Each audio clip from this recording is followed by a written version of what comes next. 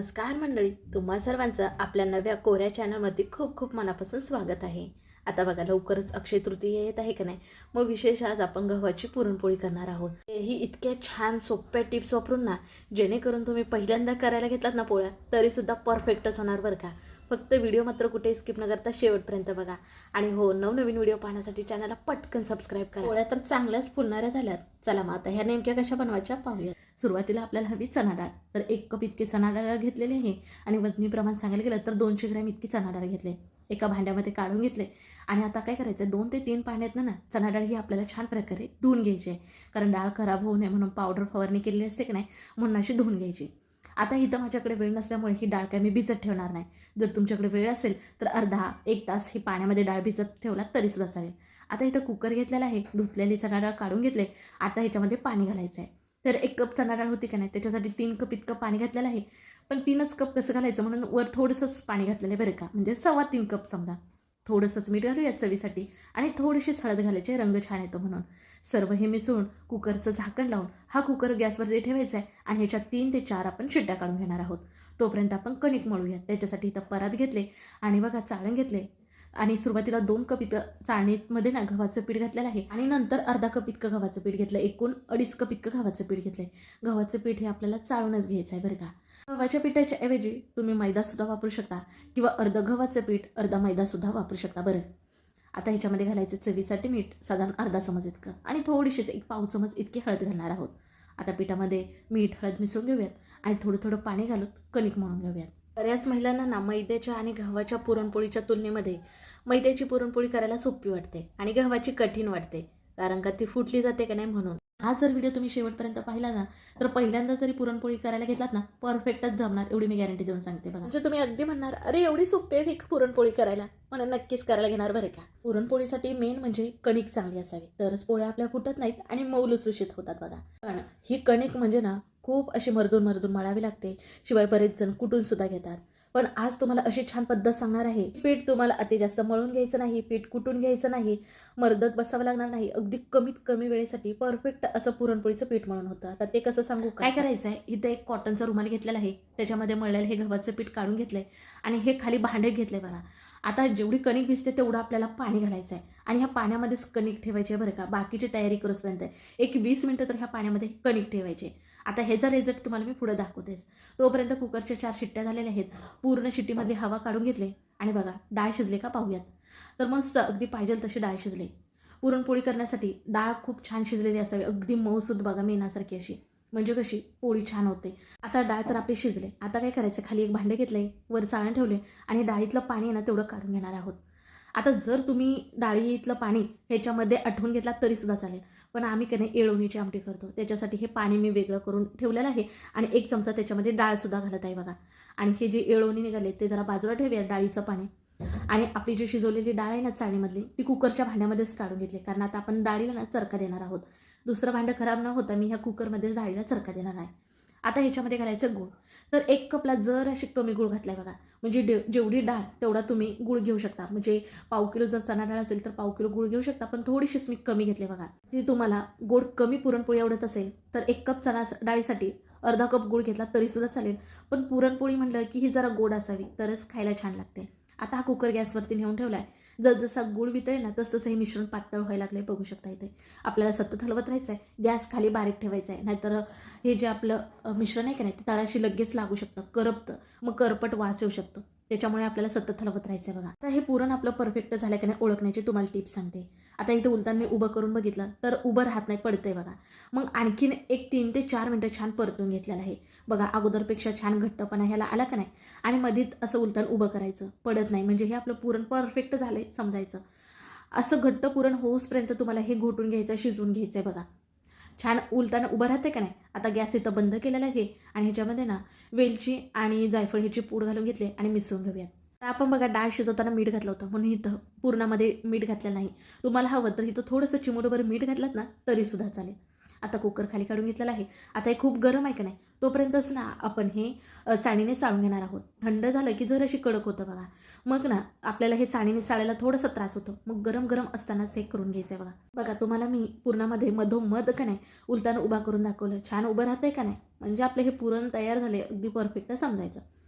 आता अगोदरचीच आपली चाळण होती, खाली एक भांडे घेतले आणि आता आपण तयार केले जे पुरण आहे ते वरती घालून छान प्रकारे चाळणीने चाळून घेणार आहोत. बरेच जण ना डाळ शिजवल्यानंतर चाळून घेतात आणि नंतर पुरण शिजवून घेतात. ही पद्धत वापरून केला तरी सुद्धा चालेल, पण कधी कधी काय होतं, गुळाचा एखादा खडा राहू शकतो किंवा वेलची जायफळचा एखादा मोठा जर कण राहिला तर पोळीमध्ये आला तर पोळी फुटण्याचे चान्सेस असतात. म्हणून का नाही डाळीला छान प्रकारे चरका देऊन झाला मगच हे असं आपल्याला पुरण चाळणीने चाळून घ्यायचं. अगदी छान मऊसूत पुरण एकसारखं झालंय बघा, मस्त. बरेच जण ना मिक्सरला सुद्धा पुरण करून घेतात, पण सर्वात सोपी पद्धत म्हणजे हे चाळणीने चाळून घेणं बघा. छान एकसारखं पुरण आपलं मऊसूत होतं. आता इथं आपलं पुरण तयार झालं, झाकण ठेवून बाजूला ठेवूयात. तोपर्यंत आपण कणकेकडे बघूयात. कणिक आपण झाकून ठेवली होती का नाही, आता त्यातलं पाणी ते असं पिळून काढायचं आणि परातीमध्ये काढून घेऊयात. आता तुम्हाला इथं कणिक पाहूनच ह्याचा रिझल्ट समजेल, मी काही वेगळी सांगायची गरज नाही. बघा कणिक तर आपण जास्तीची बिलकुल सुद्धा मळलेली नव्हती, नाही तर पुरणपोळीसाठीची जी कणिक असते ना ती खूप मर्दून मर्दून घ्यावी लागते. तर बघा पाण्यामध्ये ठेवल्यामुळे ना अगदी छान ती भिजलेली आहे बघा. जवळजवळ ना 15 ते 20 मिनिटं ही कणिक पाण्यामध्ये होते बघा. बघा अगदी छान तिला लवचिकपणा आलेला आहे, तुम्हाला इथं बघूनच समजत असेल. बिलकुल सुद्धा ही कणिक कुटून किंवा मर्दून मर्दून घेण्याची गरज नाही आहे का नाही. एकदम सोपी ट्रिक आहे बघा ही. तुम्ही ना मी सांगते म्हणून एकदा ह्या पद्धतीत ही ट्रिक वापरून करून बघा. अगदी तुम्ही नेहमी ह्या पद्धतीत करणार, इतक्या छान पोळ्या होतात. तुम्हाला पीठ पाहूनच समजत असेल, अगदी पेड्यासारखं पीठ झालंय बघा, मऊसूत छान चिकनं. आता वरून थोडंसं तेल लावून ना आपण मर्दून घेऊयात. मर्दायचं म्हणजे हलकं तेल लावून करून घ्यायचं आहे बघा. इथं मी जसं ओढते का नाही तसं ओढायला हवं, म्हणजे लवचिकपणा यावा ह्या पिठाला. बघा पुरणपोळीसाठी पीठ असावं तर असं. बिलकुल सुद्धा तुमच्या पोळ्या ह्या फुटणार नाहीत, गॅरंटी देऊन मी सांगते. जसं पाहिजे तसं पीठ होतं बरं का. आता ह्या बाउलमध्ये काढून घेतलेलं आहे आणि झाकून ठेवूयात. आपलं इथं पुरण तयार आहे, त्याचबरोबर कणिक मळून तयार आहे. आता चला पोळ्या करूयात. आता पोळ्या करण्यासाठी इथं पोलीपाट घेतलेला आहे आणि त्याच्यावरती आपण कॉटनचा रुमाल घालूयात. अगदी बरेच जण पेपरसुद्धा घालतात बरं का. कारण का तर आपली पोळी बिलकुलसुद्धा चिटकत नाही, छान होते म्हणून. पोलीपाटाला आपल्याला कॉटनचा एखादा रुमाल बांधून घ्यायचा आहे. आता पोळी करण्यासाठी बघा कणकेचा साधारण एक लिंबा एवढा गोळा घ्यायचा आहे बघा.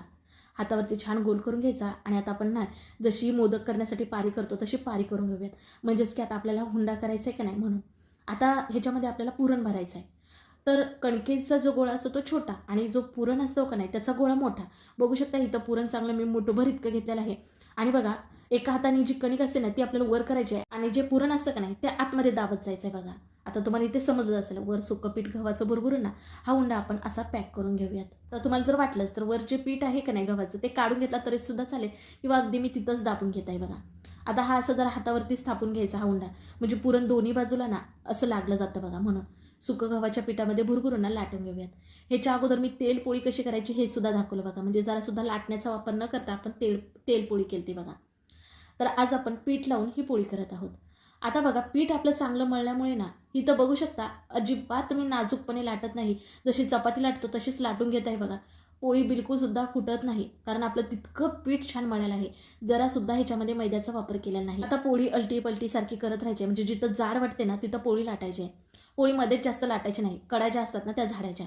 अगदी तुम्हाला उलटी पलटी सारखी करता पोळी येत नसेल तर पोळीपाट फिरवायचं आहे आणि जिथं जाड वाटते तिथं अशी पोळी ही झाडून घ्यायची. गव्हाची पोळी करत असताना ना चांगल्या क्वालिटीचा गहू असावा, म्हणजे त्याला की चिकनाई असते, जेणेकरून पोळ्या आपल्या फुटत नाहीत, चांगले येतात. पण खरं सांगू का, आता जो हा गहू वापरलेला आहे ना तो मी रेशनिंगचा आणि चांगला मिक्सवाला गहू आहे बरं का, त्याची आज इथं पोळी केलेली आहे. याच्या अगोदर मी तुम्हाला चांगल्याच गव्हाच्या पिठाची पोळी असं मी सुद्धा सांगितलेलं आहे. पण आज ना ह्याच्यामध्ये रेशनिंगचं गहू आणि आपलं चांगलं गहू असं मिक्स गव्हाच्या पिठाच्या पोळ्या केलेल्या आहेत. पीठ जर तुमचं चांगलं मळलेलं असेल, अगदी रेशनीच्या गव्हाच्या केला तरीसुद्धा चालेल. अगदीच पिठाला चिकनाई नसेल मग त्याच्यामध्ये थोडासाच मैदा घातला तरीसुद्धा चालेल बरं का. आता बघा ह्या मी पोळ्या भाजून घेणार आहे. तेल लावून इथं भाजून घेते, तुम्ही अगदी तूप लावून भाजून घेतला तरीसुद्धा चालेल. पोळी आपण तव्यामध्ये टाकल्यानंतर गॅस हा सुरुवातीला फास्ट ठेवायचा आहे, नंतर मध्यम ठेवू शकता, कारण पोळी छान फुलली जाते, वातट होत नाही, अगदी छान मऊ होते बघा. बरेच जणांकडे की नाही मैद्याची पुरणपोळी करतात, पण आमच्याकडे सांगू का गव्हाचीच पुरणपोळी करतात बरं का. मैद्याची पोळी ना म्हणावी तितकी खाण्यासाठी टेस्टी लागत नाही, शिवाय बरेच जण मैद्याचे पदार्थ खात नाहीत. मग तुम्ही ना ही गव्हाची पुरणपोळी करू शकता. अगदी कणभर सुद्धा मैदा न वापरता ह्या छान गव्हाच्या पुरणपोळ्या होतात आणि चवीला देखील छान लागते गव्हाची पुरणपोळी बरं का. अगदी दुसऱ्या दिवशी जरी ठेवलात ना तरी ओठाने खाता येईल, इतकी छान नरम ही पुरणपोळी असते. बघा, पुरणपोळी बिघडू नये म्हणून पुरण कसं परफेक्ट असावं हे तुम्हाला दाखवलं. शिवाय कणिक परफेक्ट कशी असावी हे सुद्धा दाखवलं.